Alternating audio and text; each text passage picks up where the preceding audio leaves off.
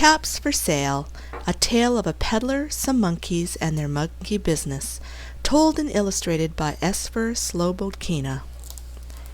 Caps for Sale.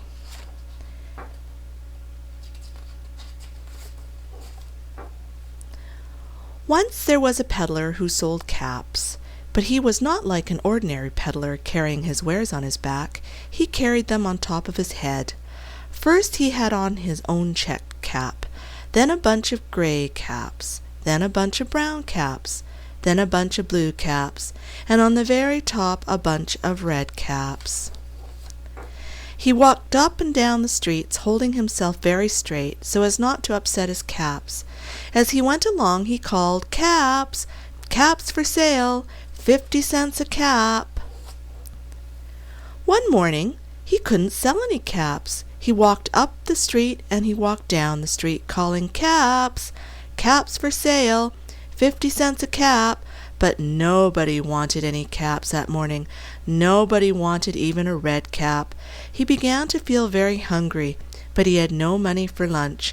"I think I'll go for a walk in the country," said he, and he walked out of town slowly, slowly, so as not to upset his caps. He walked for a long time until he came to a great big tree. "That's a nice place for a rest," thought he, and he sat down very slowly under the tree and leaned back little by little against the tree trunk so as not to disturb the caps on his head. Then he put up his hand to feel if they were straight.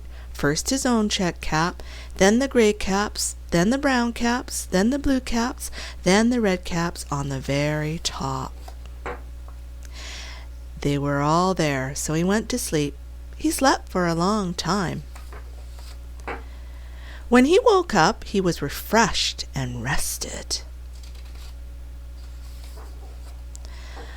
But before standing up, he felt with his hand to make sure his caps were in the right place. All he felt was his own checked cap. He looked to the right of him, no caps. He looked to the left of him, no caps. He looked in the back of him, no caps. He looked behind the tree, no caps. Then he looked up into the tree, and what do you think he saw? On every branch sat a monkey. On every monkey was a gray or a brown or a blue or a red cap. The peddler looked at the monkeys. The monkeys looked at the peddler. He didn't know what to do. Finally, he spoke to them. "You monkeys, you," he said, shaking a finger at them. "You give me back my caps." But the monkeys only shook their fingers back at him and said, "Tss, tss, tss." This made the peddler angry, so he shook both hands at them and said, "You monkeys, you give me back my caps." But the monkeys only shook both their hands back at him and said, "Tss, tss, tss." Now he felt quite angry, and he said, "You monkeys, you better give me back my caps." But the monkeys only stamped their feet back at him and said, "Tss, tss, tss."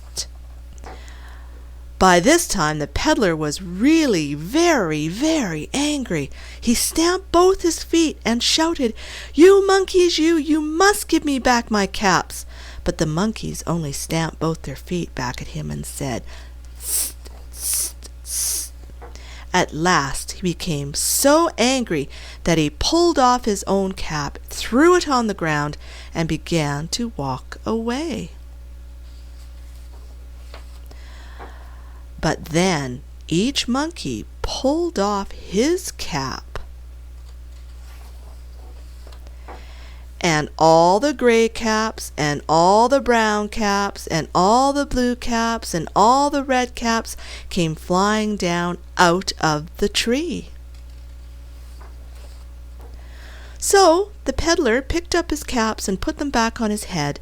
First his own check cap, then the gray caps, then the brown caps, then the blue caps, then the red caps on the very top. and slowly, slowly he walked back to town, calling, "Caps! Caps for sale! 50 cents a cap!"